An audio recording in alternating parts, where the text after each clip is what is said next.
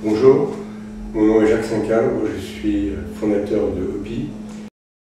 Nous allons faire un relais à 3 points en vous présentant déjà dans un premier temps ce qu'est pour nous une salle d'examen, on peut appeler un studio de télémédecine, là où un assistant va accompagner un patient pour être vu par un ou plusieurs médecins distants.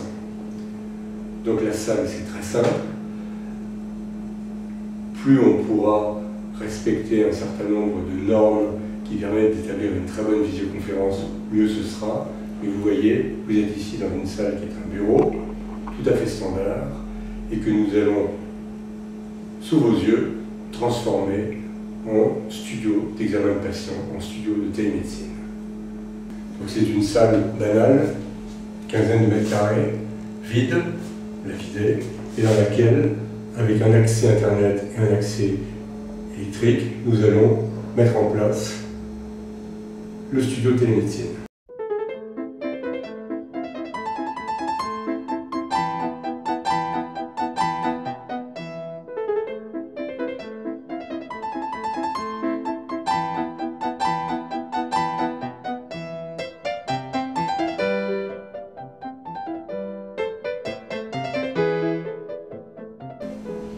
Et nous avons notre studio de télémédecine. Comme nous l'avons indiqué dans la présentation que nous vous avons fait parvenir, ceci est le chariot de communication. Il dispose d'une caméra télécommandée. Il est mobile et sa mobilité lui permet de réaliser la ligne brisée et de tourner sur lui-même, ce qui, combiné à la mobilité de la caméra elle-même, permet dans nombre de cas, avec le focus possible et les effets zoom, de se dispenser de caméra à main. En tout cas, dans notre expérience, cette caméra suffit amplement. Nous avons un écran tactile, 19 pouces, 4 tiers, dont la verticalité permet de valoriser les documents, notamment les documents radiologiques et tous les documents qui sont dans un format A4. Le clavier est un clavier capacitif, c'est la première préoccupation en termes d'hygiène. Et ce clavier capacitif sert de plan de travail puisqu'il est immédiatement désactivable sans passer par voie logicielle, simplement par un autre bouton capacitif placé en dessous de l'écran.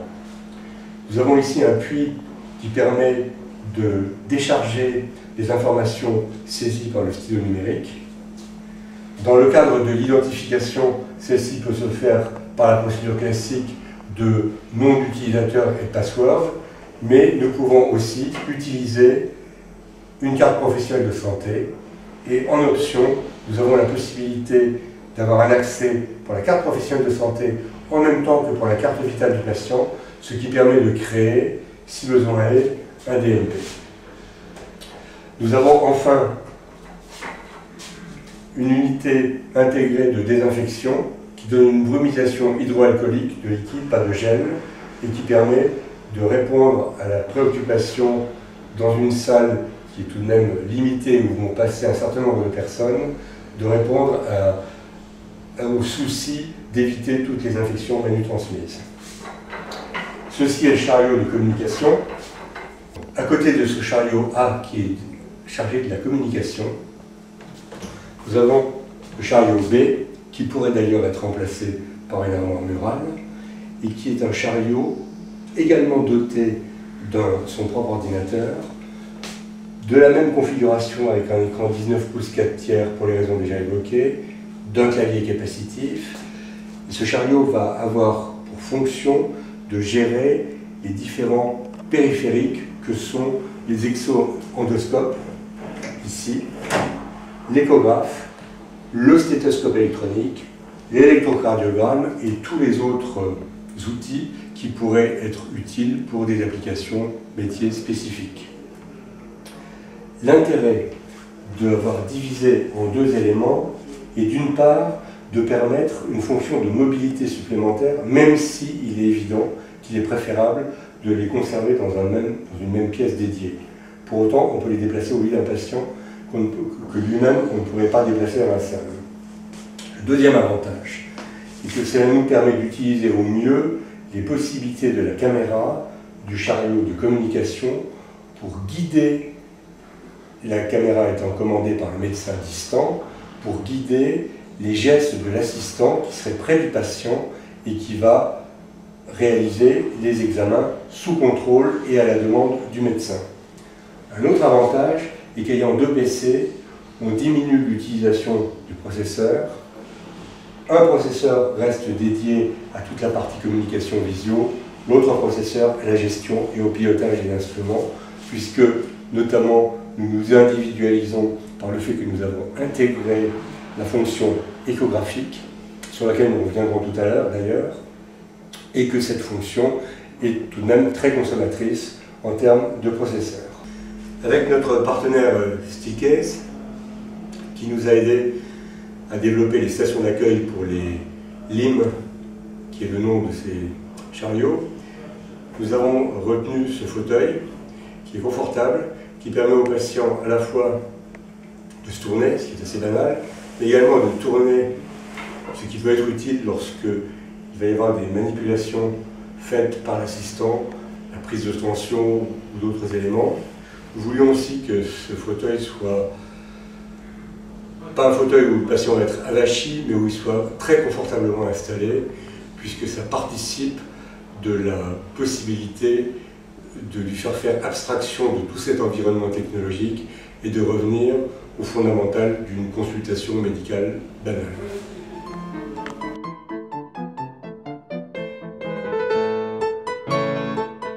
Le fauteuil est suffisant dans bien des circonstances, notamment lorsque le patient ne nécessite pas de rester en position alitée. Il est aussi intéressant pour la télépsychiatrie, parce que le patient est confortablement installé pour un entretien qui va durer quelques dizaines de minutes. Ailleurs, dans d'autres circonstances, il faut une position allongée pour le patient, notamment lorsqu'il sera partiellement dévêtu et que l'on va procéder à des examens un petit peu plus longs, d'endoscopie, d'échographie, la réalisation d'un électrocardiogramme. Donc on voit que soit le fauteuil, soit le lit, ou les deux, la combinaison des deux qui est tout à fait possible, et apporter les deux composants du LIMSTAR avec ce lit d'examen et avec les deux chariots, eh bien la salle vide est transformée instantanément en studio de télémédecine. Bien, nous nous retrouvons dans le bureau du télémédecin et je voudrais que nous découvrions ensemble cet environnement. La pièce est petite, elle doit faire 12 ou 14 mètres carrés. Sur le bureau, 3 écrans, plus portable, du papier, à la fois du papier conventionnel et du papier numérique, nous y reviendrons.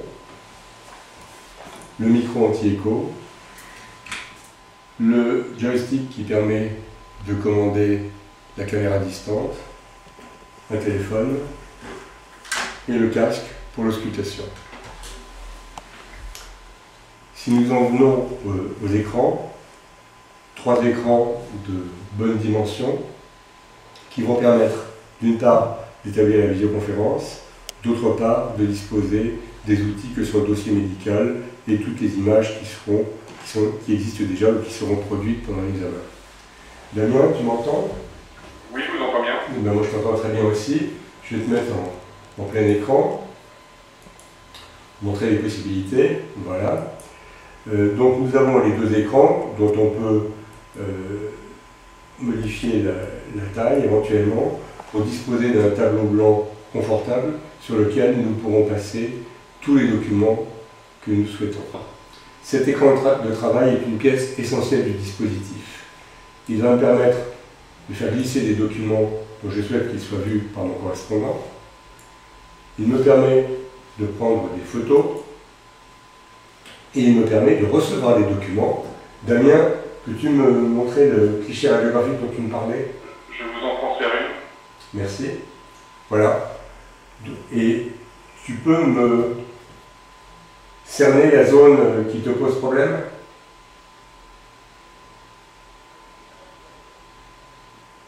D'accord. Donc c'est un tableau qui est totalement interactif. Je peux aussi interagir, je peux écrire, je peux commenter, je peux mettre des annotations sur les différents documents qui sont transmis avec une qualité diagnostique. Le deuxième écran, au centre, est celui du dossier médical, qui présente plusieurs particularités. D'une part, une timeline qui nous permet de définir des zones avec un rafraîchissement immédiat pour cerner des épisodes. Ici, nous avons des données biologiques qui sont représentées sous forme graphique. Nous avons également des éléments médicamenteux, des prescriptions, et nous avons un certain nombre de documents, notamment la feuille de température, qui elle aussi va se représenter sous forme graphique et qui va permettre de transmettre un certain nombre d'informations concernant la tension, le pouls, l'évaluation de la douleur, tous les paramètres vitaux qui peuvent être utiles. Enfin, le troisième écran, sur la droite, a plus pour fonction d'héberger les documents iconographiques, mais ce sont des habitudes et chacun peut faire comme il l'entend. Donc la première étape va être d'établir le contact avec le patient à travers cet interrogatoire qui sera d'abord précédé d'une écoute. On se présente, on écoute ce que le patient a à nous dire, on oriente la discussion avec des questions ciblées vers ce qui nous semble important et pertinent. Puis, les trois étapes seront l'inspection, la palpation et l'auscultation. L'inspection se fait avec la caméra, dont j'expliquais que dans notre configuration, nous nous dispensons de caméra main, et la caméra main est une option tout à fait possible. Nous préférons par contre mettre ce que nous avons appelé un exo-endoscope, c'est-à-dire un endoscope qui permet de se limiter aux cavités ORL, l'oreille ou la gorge, ce qui sont les plus utiles en médecine générale, et d'autre part la peau, avec une extrême qualité pour examiner une plaie torpide, une cicatrice, l'émergence d'un cathéter, des anomalies au niveau d'une tache sur la peau ou un purpura, toutes sortes d'éléments. On peut également faire un examen de l'œil, donc on répond à l'essentiel de la problématique de médecine générale. La palpation est remplacée à distance par l'échographie et nous avons travaillé notamment avec Damien Ulrich, qui figure ici un médecin, mais qui n'est, je vais vous le montrer d'ailleurs en plein écran. Le voici. En fait, il n'est pas médecin, il est informaticien et c'est lui qui a développé avec son équipe la solution de visioconférence, dont je voudrais qu'il vous dise quelques mots, parce que nous l'avons travaillé ensemble depuis des années pour une intégration des différentes fonctionnalités. Damien, pourrais-tu nous expliquer un petit peu ce qu'il en est? Alors effectivement, nous avons développé une solution de visioconférence qui a l'avantage d'être logiciel, c'est-à-dire qui fonctionne sur tout PC à partir du moment où ce dernier est connecté à Internet. Et ça a l'avantage de pouvoir déployer cette solution de manière économique à une population d'utilisateurs très importante, sans avoir besoin d'en faire supporter les coûts en termes matériels à cette population. Et nous avons travaillé sur un deuxième point très important, c'est effectivement cette intégration complète entre la visioconférence un petit peu classique que vous avez sous les yeux et la téléconsultation, de telle sorte à ce que, au-delà de la visioconférence conversationnelle, on puisse se servir de cet outil pour transférer tous les flux médicaux en temps réel, issus des périphériques et qui sont connectés sur les chariots, de type échographie, de type exoscope, de type endoscope et stéthoscope avec l'envoi du son. Alors, s'agissant du stéthoscope, voici la seule application que le médecin va avoir. Il a un micro anti-écho qui est ici de bonne facture mais pas formidable et qui bénéficie d'être équipé d'un système d'annulation des bruits ambiants et qui lui permet d'avoir en direct la fonction du stéthoscope qu'il est difficile de vous présenter visuellement. Je te laisse continuer pour le reste. Je n'ai plus rien à dire. S'agissant de l'échographie, la maquette est en arrière-plan. Comme l'échographe chez nous, Damien va se contenter d'une explication sur ce qu'il a travaillé pour le flux. Oui, tout à fait. Alors la difficulté que nous avons rencontrée pour l'envoi en temps réel échographique aux médecins distants, c'est le fait de disposer à la fois d'une image très bien définie pour pouvoir permettre aux médecins de contrôler l'appareil échographique à distance, mais tout en ayant une certaine fluidité. Et donc on a mélangé deux technologies différentes. La première, on utilise une technologie de partage d'applications pour pouvoir permettre de voir l'interface de contrôle de l'appareil échographique en entier et jouer sur un certain nombre de données pour améliorer l'échographie à distance. Et en même temps, on envoie un flux vidéo qui cadre seulement sur le résultat échographique, ce qui permet aux médecins distants d'avoir les deux signaux sur deux écrans différents, un très bien défini et un autre très fluide, pour pouvoir lui permettre de faire toute son opération diagnostique. Ce que Damien vient de vous dire, c'est ce que j'avais exprimé de façon beaucoup moins technique et beaucoup moins efficace, en disant que l'avantage d'avoir les deux chariots, le chariot de communication et le chariot de gestion des outils, permet d'avoir la plus grande flexibilité, à la fois pour avoir une très très bonne transmission de l'image produite, notamment échographique, et en même temps pour avoir cette image globale de l'environnement qui permet vraiment aux médecins de changer et de passer de la téléconsultation à la téléassistance, sachant que ces terminologies sont un petit peu arbitraires, puisqu'il va pouvoir effectivement assister la personne de compétence N-1 ou N-2. Ça peut être une infirmière diplômée, ça peut être dans une maison de retraite, dans la nuit du samedi au dimanche, une auxiliaire de soins, ça peut être un secouriste dans un autre contexte, qui vont manipuler sous son contrôle la sonde d'échographie ou les électrodes de l'électrocardiogramme pour permettre la réalisation des examens.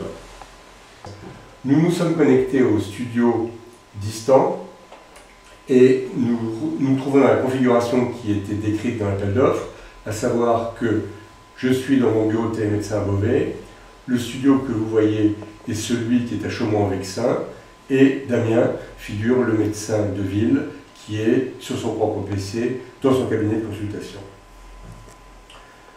Ici est mis en œuvre l'endoscope que l'on voit, sachant qu'ici l'image est transmise par la caméra, mais qu'elle pourra l'être de la même façon que l'échographe, directement par le système. La caméra va me permettre de balayer l'espace du studio télémédecine et de m'adresser à mon patient. Bonjour Clément. Tu vas bien depuis la dernière consultation? Oui. Je peux zoomer encore un petit peu d'ailleurs pour voir son visage de plus près.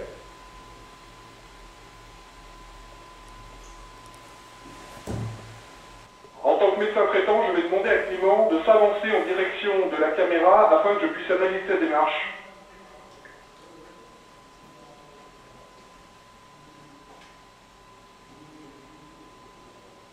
Merci beaucoup Clément. Est-ce que tu peux maintenant faire demi-tour afin que je vois ta démarche de dos?